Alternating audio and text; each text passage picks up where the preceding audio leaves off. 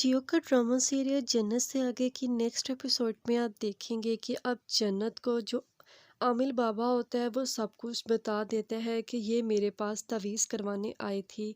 और तवीज़ भी उसके बारे में कि इन मियाँ बीवी के दरमियान इनके दरमियान बहुत ही ज़्यादा झगड़ा रहे।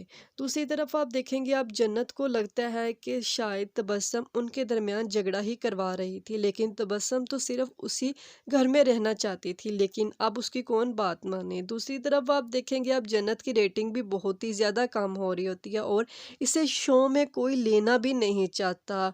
और अब आप नेक्स्ट देखेंगे कि अब जो जन्नत का शौहर होता है वो अब जन्नत की तमाम ज्वेलरी और पैसे खुद चुरा कर नाम तबस्सुम का लगा देता है। जन्नत अब पुलिस लेकर उसके घर में पहुंच जाती है और उन दोनों मियाँ बीवी को गिरफ्तार करवा देती है। और जब उनके घर में चीज़ें देखती है उसका शक तो यकीन में बदल जाता है, लेकिन उसे ये नहीं पता होता ये सब कुछ उसके शौहर ने किया है और ये बहुत ही जल्द उसे पता चलेगा।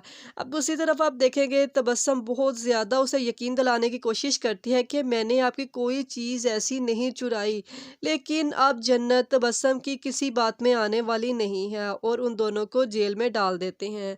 तो तबस्सुम का शौहर फारूक उसे समझाने की कोशिश करता है, देखो तुम बेहतर है कि वो सारी चीज़ें जन्नत जी को वापस कर दो, लेकिन अब तबस्सुम की बात पर कोई यकीन नहीं करता। अब मुखालिफ टीम एक नई प्लानिंग करेगी और सोचेगी कि अगर हम उन मजलूम शौहर और बीवी को अगर हम अपने शो पर बुला लें तो हमारी रेटिंग बहुत ज़्यादा बढ़ जाएगी और इस तरह जन्नत बहुत ही बुरी तरह नीचे गिरेगी।